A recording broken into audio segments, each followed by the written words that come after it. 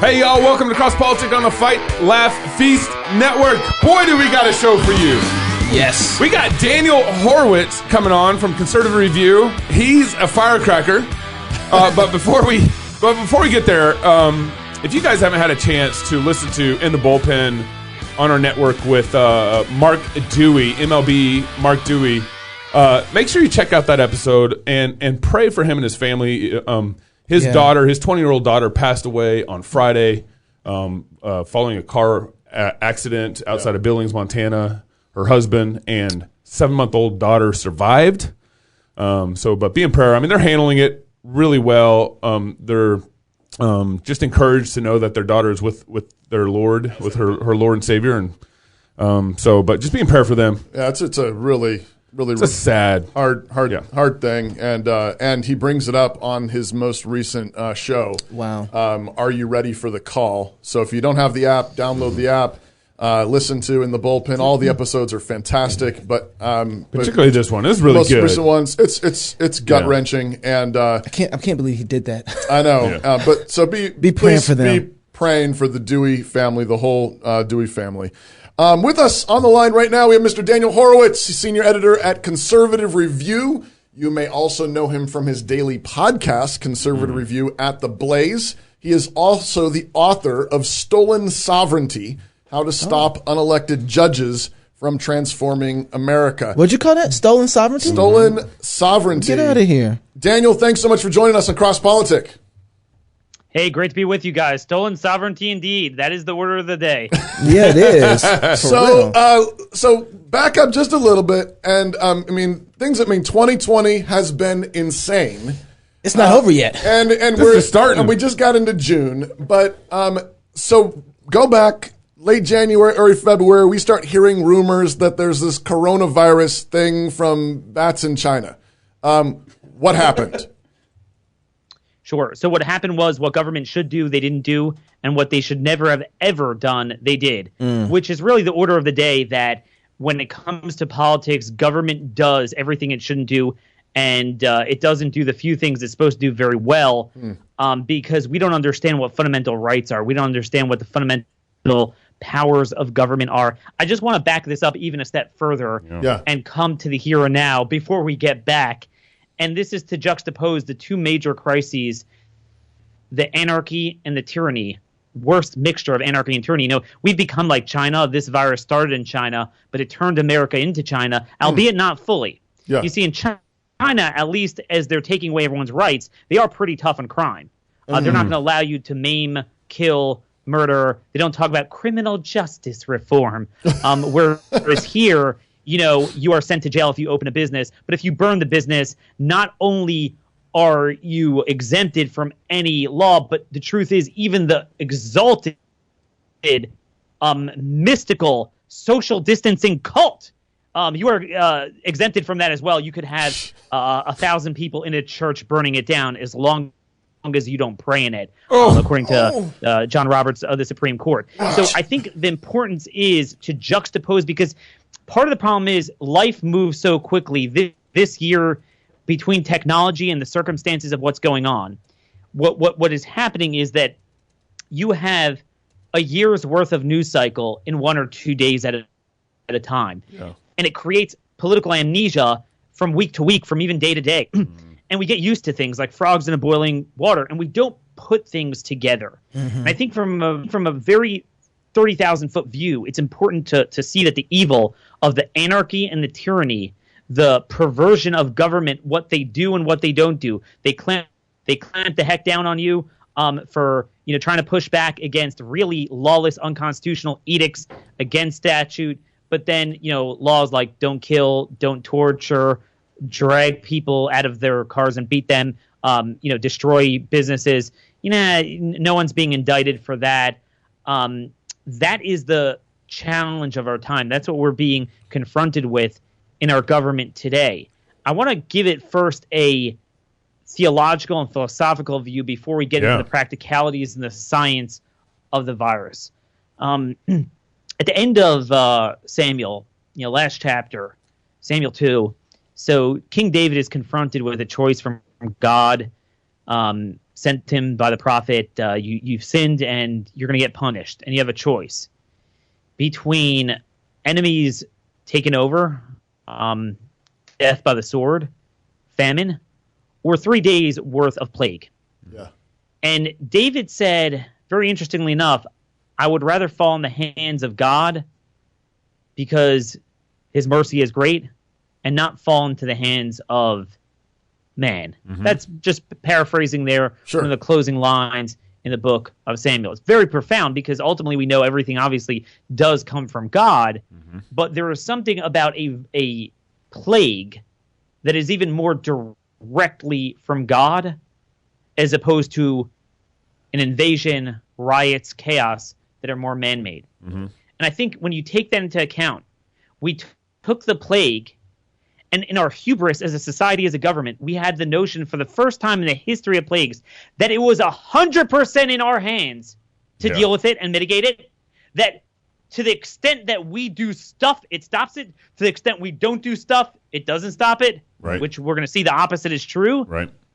And then when it comes to the sword, rioting, the core job of government, the core man-made, the paradigm of a man-made plague, for which it is the core job of local, state, and federal government to protect our life, liberty, property, freedom of movement, suddenly there's nothing we can do. Suddenly you literally have rioters now setting up checkpoints. Like, you see checkpoints like Shiite militias in Iraq and these type of places. Yep. You Right. have forget about the roads. I just wrote an article on this a couple of moments ago. I-35 interstates out of Minneapolis, I-20, 244 out of Tulsa.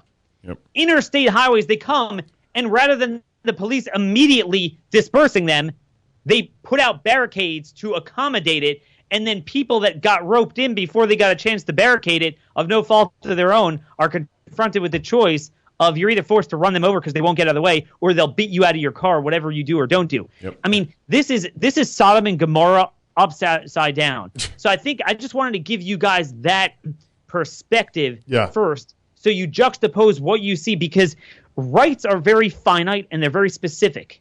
And when you don't apply the real rights, or conversely, when you add on to those rights and create BS rights for certain people, then you wind up infringing upon the rights of everyone. Right.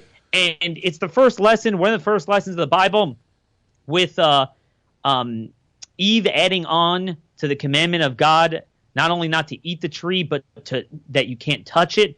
Well, that got her tripped up. When you add on, you subtract. Yeah. And the snake was like, hey, well, you didn't die from touching it, so you can go and eat it as well. One of the first lessons we always learn, and that's what it is. So there is now a right to immigrate. There's a right to loot.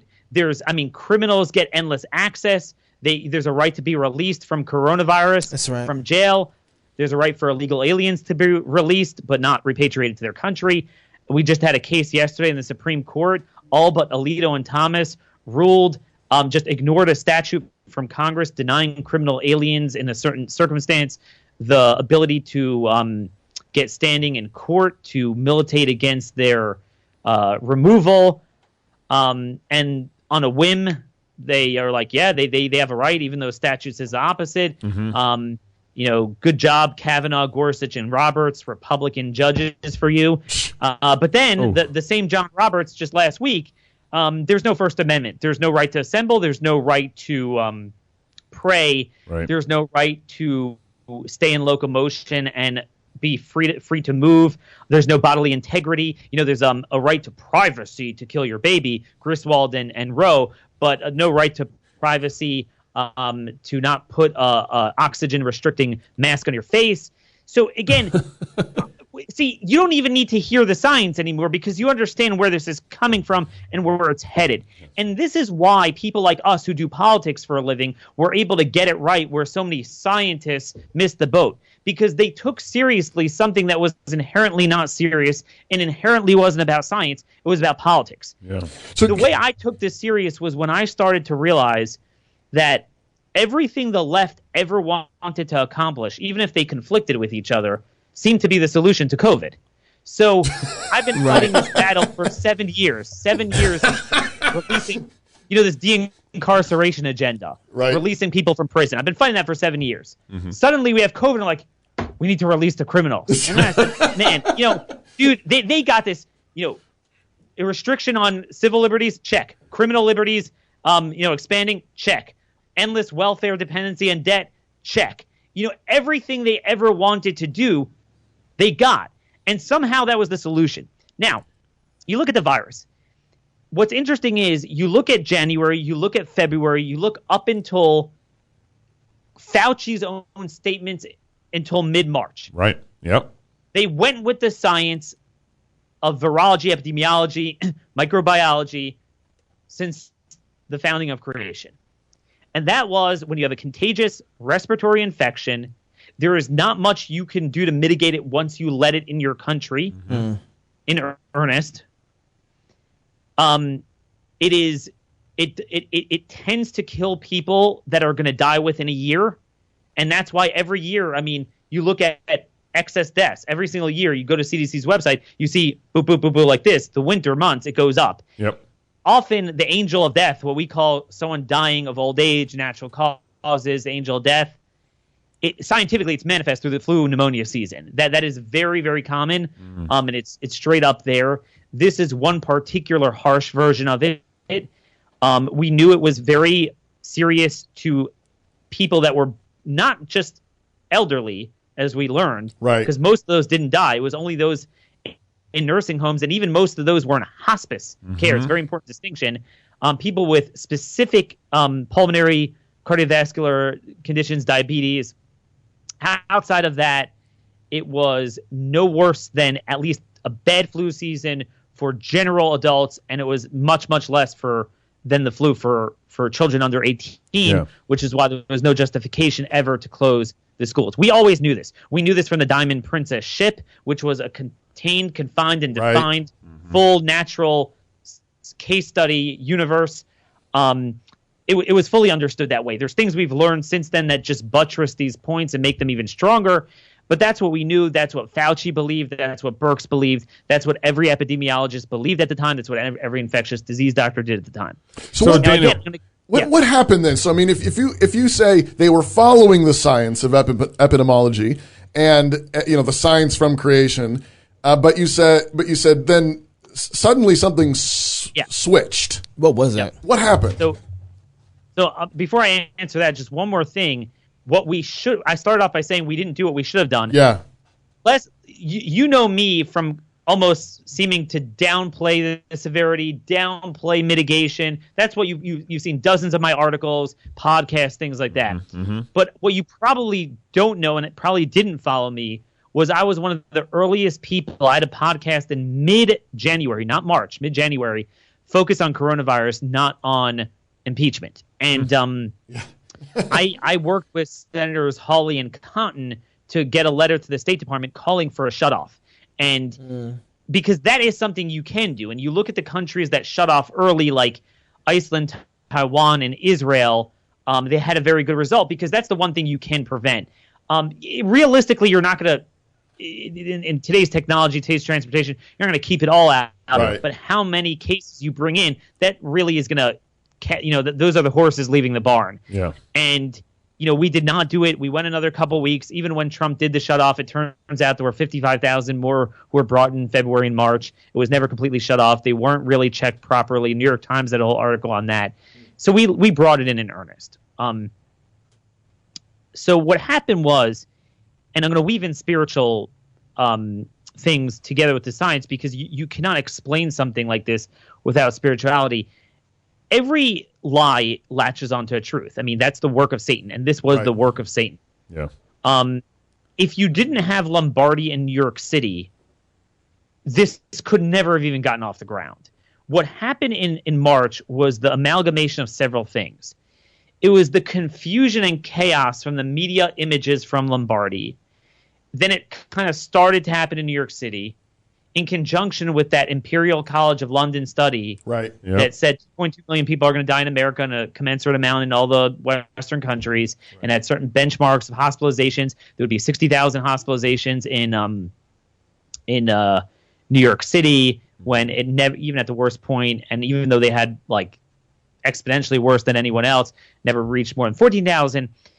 So that's when the wheels churned and they realized they panicked and they threw out, rather than realizing that there was some sort of nuance, it was the virus was fundamentally what you thought it was, with some sort of nuance of something with a perfect amalgamation of super spreading events with reloading of the gun and panicking, too many people coming to the hospital that didn't need to come, and then self-fulfilling getting it, too many people put on ventilators. There doesn't appear to be any one factor. Now we know that the nursing home thing was the 800-pound gorilla in the room, and I want to get back to that in a minute. You take New York out of the equation. So you could skin this cat in two different ways, and I'll parse it both ways. Please. One is that the 44 counties within 100 miles of New York City account for, I believe, 56% of all nationwide deaths. The other one is that the 6 states that have known to have done the nursing home genocide, meaning they took COVID-positive patients and placed them in nursing homes. Right. Massachusetts, New Jersey, New York, Pennsylvania, Washington, Connecticut, was and Washington Michigan. Okay. And Michigan. Those 6 states compose 18% of the population pie, 64% of the COVID deaths. So if you take that out of the equation, and again, you could go to CDC's website, Google excess deaths. So they'll show you kind of the baseline chart, maybe going back to 2015, and you'll see, you'll see the typical jumps in the spring and in the winter for the flu. Then you'll see the 2018 flu season, January 2018, with skyrocketed. Now you say, well, what's January 2018? Well, that's the point. What you don't know can't hurt you. What the media doesn't tell you evidently doesn't exist. In most states outside of that realm, New York City, big bump. But most states, either it was slightly worse than the 2018 flu season, about the same, or like in Florida and Texas's case per capita, less. The bump you'll see is actually lower than the above baseline bump of the 2018 flu. That's right. And that is just a fact. So what I think we said at the time that you're reading it wrong. You're reading it wrong. This New York is not going to come to everywhere else. Even in New York, you're not fully understanding what happened. Really, our contention was a couple of premises all along, and each one has been proven true. Number one, to begin with, this is much less deadly and much more heterogeneous in who it targets, that you can much more efficiently target your quarantine than you think. That's number one. Number two, this has started much earlier and has spread much wider than you think. Implication being, we were going so long doing nothing, it was running its course anyway, and the horse has already left the barn, and the lives that were lost was baked irrespective of what you did. Number three, we learned that despite the fact that it seems to really run up for the first 10% cut through the population, it seemed to hit a brick wall. And we said there's some sort of cross immunity there. That is almost a scientific law now. We just don't know to what degree. We could talk about that perhaps if we have time. Everything we have proven basically paints the picture that fundamentally what not just I knew, but what Fauci and everyone else knew for the first 2 months wound up being true, with a curveball thrown by the Satan. And even then, I'll just tell you, if you study it, yesterday it was being passed around a major serology test from New York City. Finally did New York City. So again, let's just be clear. They'll try to say, well, it's still bad. But let's face it, a 0.2 case fatality rate or infection fatality rate would never have justified it. Right. What they were basing it off of was the World Health Organization said 3.4%, and what they were seeing in Lombardy and New York City, if you took the known cases that they saw confirmed, which is obviously confirmation bias of the very sick, right, and you look at the deaths, it was like 8-9%. Right. And that scared the hell out of people. But we already knew from all the other countries, we knew from the Diamond Princess, we knew from the prisons, ICE detention facilities, other naval, the USS Theodore Roosevelt, there was another cruise ship in Argentina, that we saw the same point. We saw basically that in a given area, almost everyone's going to wind up getting it. And when I say get it, meaning either they're going to get it or it's going to ping them, but they have some sort of inherent cross immunity from other coronaviruses, or they're called T4, T8 cells of inherent immunity, not the antibodies, will ward it off without producing antibodies, which might explain how maybe it's kind of semantics, but there's some people who they're immune fully so they can't test positive. There's some people they might test positive, but they're asymptomatic. And we said, look, you're just seeing the tip of the iceberg, which is deadly, but it's the only deadly component. There's a much larger iceberg that is, you look in the prisons, we saw very early on in February, in March, late March, maybe early April, 95% being asymptomatic, even though 50%, 60, 70% in some places wound up getting it. And we said, look, it's very viral, very contagious, relatively few deaths. Almost all those deaths are people that are unfortunately already quarantined, so to speak. They're not. I mean, they're certainly out of the workforce and mainly in nursing homes, mainly people that are going to die within the year. We're pro-life, not to say we shouldn't do everything we can to protect them. And as we're going to see, just the opposite. They are the ones who murder them and then use that as a justification to lock down everyone else. But that is our point. It was a very different scope. And I want to just throw in a couple of spiritual things again. In God's wrath, and this was a plague, this was a punishment from God. We don't know why, but it's something we have to look inwards, all of us. It was, God always has a degree of mercy with his punishment. And the thing is, notice there's never anything that has an Ebola degree of fatality rate, but is as infectious as a respiratory virus. Right? And I've had doctors explain it's almost inversely. It's almost like a natural selection evolutionary theory, but I mean, this is microevolutionary, which actually proves God's genius. That he programs, every living organism with a certain way of surviving. And the way a virus survives innately is if it wants to be more widespread, it has to be less deadly so it doesn't burn out in those people quickly, which is why you see SARS. SARS appeared to have 8-10% fatality rate. MERS had a 35% fatality rate. Ebola has, at least in Congo, 60% fatality rate. Maybe in America it would be a little bit less, but it's not nearly as contagious. Something like this, it didn't make sense that it would have had an 8-10% fatality rate with that many people. And now we know, CDC, Stanford called it early on. They made fun of them. That it was 0.2. But John CDC Hopkins honed in on 0.26. And just yesterday I put out an article, Colorado. See, one of the criticisms was the sample size is too small. Okay, Colorado did 60,000 in a small state. Not nationwide. State of Colorado, that's huge. They update it every day. It's an ongoing thing. 0.25, right on the money of where CDC was nationally, where Stanford was, where Miami-Dade County, LA County, so many international ones, Denmark, Netherlands. But that doesn't even tell the story. 0.2 is way off. See, now that we got the full denominator of who we think got it, and by the way, we don't have the full denominator because it's even bigger than we think because these are just antibodies. We've now proven that 30 to 50% who got it, the T cells ward it off and they don't produce antibodies. Singapore just produced a study like that. China had one.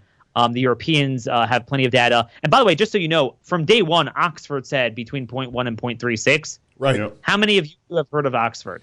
We saw it, we did. For this, how many of you before this have heard of Imperial College? Everybody. I mean, I certainly never heard of the place before 2 months ago. But anyway, I just wanted to point that out. It's not like people didn't call this. These are not right-wing blog sites or something. I mean, this was Stanford. This was, you had studies from Carnegie Mellon and MIT.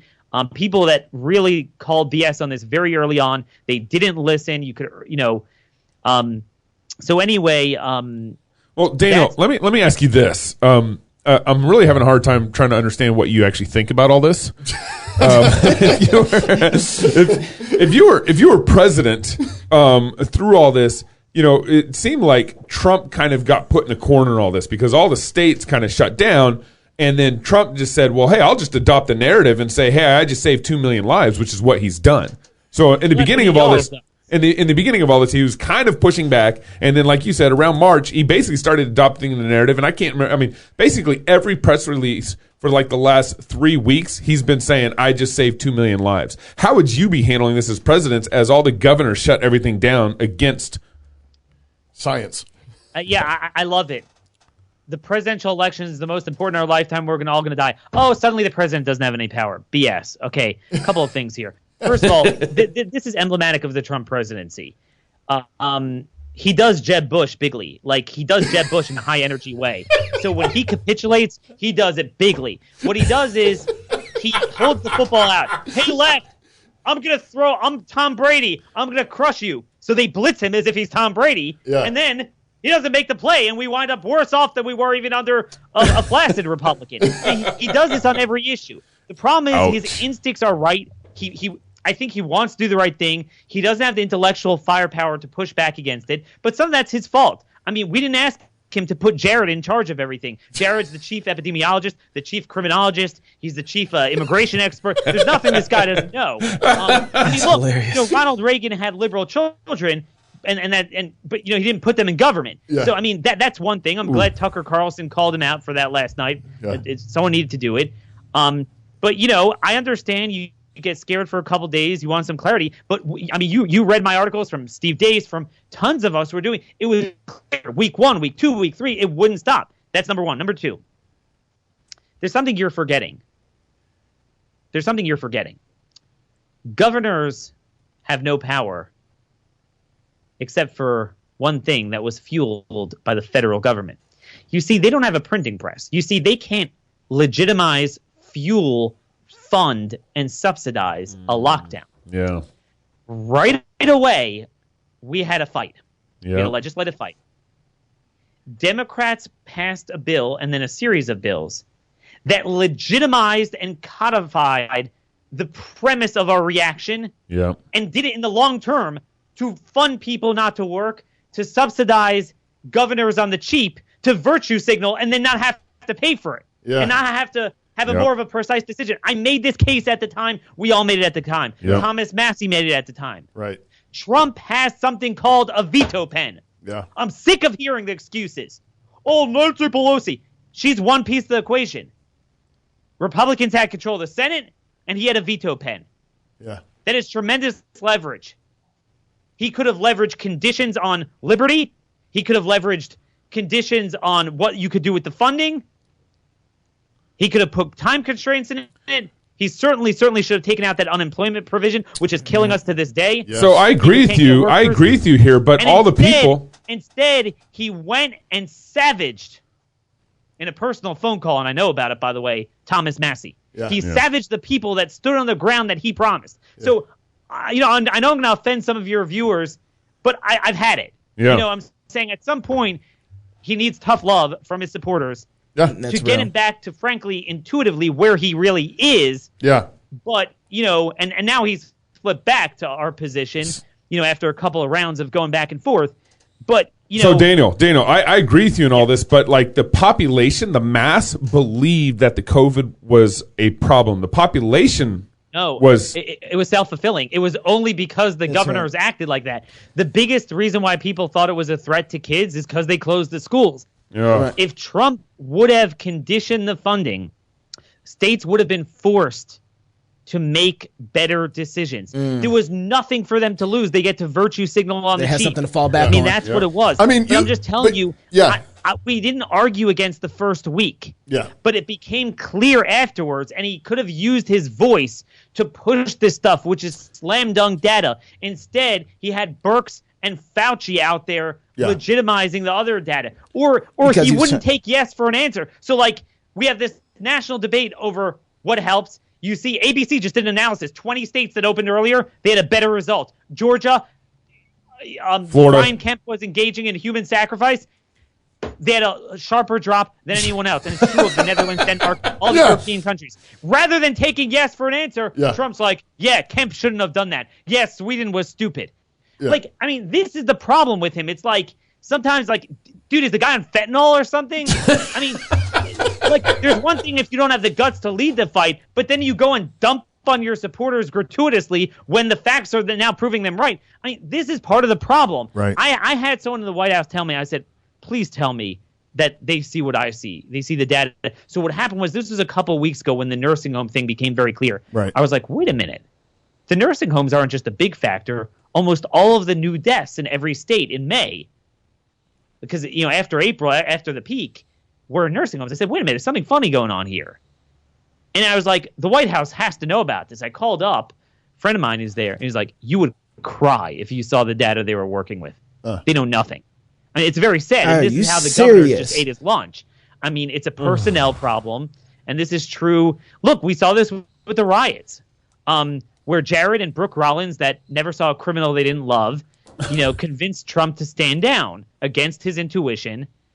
And finally, Tucker and a group of us yesterday were really very vocal, and it worked. Yeah. And the lesson is, rather than taking stupid things Trump does, which often he doesn't even want to do, right, and being, yes, Mr. Trump, yes, no, get in his face, and he'll listen to you. Yeah. Like, it's just dumb. I mean, this worship from some of our base, it's not helping him. It's not helping him get reelected. Hey Daniel, let me ask you a question real quick before you head off, or before you have a conniption. I don't know what's going to happen here first. Before we end the segment, I really want to ask you. I want the full caffeine version. Yeah. All right, I really want to ask you, with what we've been seeing happening since January and everything that's going on, what kind of America are we headed to right now? The new America. So the America we have is, and this is very important, you see it in the court system, you see it in the justice system. Yeah. Unalienable rights have been replaced by protected classes and racial grievance. So, in other words, if you don't have a right to open up your business, your property, you don't have the right to locomotion, to remain in movement, free, unrestricted movement, without being restricted, as Blackstone defined individual liberty. You have no right to free worship. But there is a right to loot. There is a right to rob. You will be arrested for not having a mask on your face, and you will be arrested for opening a barbershop. But if you loot the barbershop, not only are you not arrested, but you're now released from prison because we don't want you to get COVID. I mean, I'm not, they released 60, and this is old data. This is of 2 weeks ago. They released 67,000 criminals from jail and prison. And they've been doing this for several years now. So it was accelerating a trend. You cannot imagine. I bet you a good deal of the rioting that you're seeing. Right. See, there's a finite amount. There's kind of like the schleppers in the street, like the schlepper criminals. But the ones that are really very harmful and organized and violent, there's a finite number of people like that. Most people aren't like that. And those are the career criminals that come into contact with police. Those are the people arrested. Don't be lied to. People that wind up serving time on drugs and firearm charges are the ones doing the murders and every other things. But that's how they get them. They get them on that. So what they did with the coronavirus jailbreak is they said it's low-level criminals. Now, here's the trick. What they did was they just looked at what the guy was in jail for on that iteration. So often it would be a parole violation. Right. Parole violation. That's a low-level crime. Right. Yeah, but it was a parole violation on an underlying child sex offense crime. Right. So Cuomo let out a bunch of child sex offenders in Monroe County. It's Rochester. Rochester. Yep. So this is the America we're headed to. If you are of a certain ilk, you could block traffic. Let's just take it to the George Floyd thing. At least with Rodney King, the rioting was in response to an actual, not just the event, but an acquittal. In this case, there's no evidence that justice won't be served. And in fact, they swiftly expedited an indictment. Right. And I think you and I both know, and I'm not defending the guy. I mean, it was, pending the trial, obviously, but clearly as it appears is wrong. He will certainly not get less of a punishment of anyone in a commensurate circumstance. Yeah. If the victim would have been white or whatever, they'll throw the full thing at him. So justice is being served. Where's the justice for the police shot? For the people pulled out of their vehicles and beaten in a grisly way. Right. That guy from Dallas we saw him was beaten to death. Yep. All the stores burnt down after people suffered. The businesses suffered for months. Where's the justice I'll tell you, in Washington and in in Philly, those are two places I saw that. It's probably true elsewhere.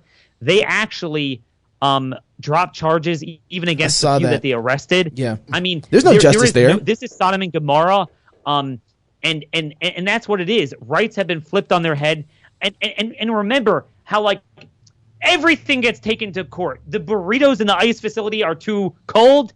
They got a lawsuit. They get standing. I'm not kidding. There's actually a real lawsuit around that. Yeah. They get standing, and like what happened was with this epidemic, nothing they could do would get a lawsuit. I mean, like no way. There's no way they can do that. I mean, we're not talking about, oh, you're violating my rights. You know, usually when we say that conversationally, it's kind of like BS. It's not a real right. Mm-hmm. This is the first time in the settlement of our continent that we had such widespread, severe, protracted violations of the most foundational, fundamental rights of life, liberty, and property. I mean, let me just say this: the founding was BS. King George did nothing. I mean, the intolerable acts weren't intolerable. They had more freedom than we had before COVID. No, I mean, really, they did. Now, I'm not talking down the founders. I mean, they were fundamentally right that at the end of the day, it was still, he had that control and he could always come in. And that's why they wanted to nip it in the bud with the taxes and everything. But I mean, if you look at what happened, their lives were free as anything in those colonies. I mean, this was the most severe violation of rights in the history of settlement of North America. And guess what? The Supreme Court turned down every single case. Yep. They either refused to hear it or ruled against it in the case of the churches in California. That's right. So I was thinking, all right, look, now this is a time of executive power. The pandemic, courts are staying out. No. Every day, illegal aliens got freed. Every day they got their lawsuits. This is the perfect embodiment of Sodom and Gomorrah. You could not have conjured up a parody that properly reflects the severity of the contortion of rights that's taking place in the country today. Daniel Horowitz, wow. Man, I think what he's trying to say is that we've become like Sodom and Gomorrah. Yeah. I think that's what he's trying to say. He's trying to do, yeah. Daniel Horowitz, RM Conservative at Twitter, and then your podcast is on The Blaze. The Blaze, right? Yep. All right. Someone's got to get his book too. We got to get his book on this whole judicial stuff. Yeah, that's Stolen going on. Sovereignty. That's right. Yeah, at Amazon. Wow. More Cross Politic coming up tomorrow. You don't want to miss that show. Yep. If you're single, get married. If you're married, have kids. If you have kids, go baptize them. Until tomorrow, love God with all your heart, soul, mind, and strength. Love your neighbor as yourself. Go fight, laugh, and feast. This is Cross Politic. Oh, thank you guys. Tomorrow? That was Firecracker. Who's coming tomorrow? George Grant. George Grant. Alrighty. I got to run, but yeah. Let me know. Send it to me when it's out. Yep. If you wanted me, you got the full version. Hey man, thanks appreciate so much, you. Daniel. That was awesome, man. Appreciate you. Really appreciate you. Take care. Bye bye.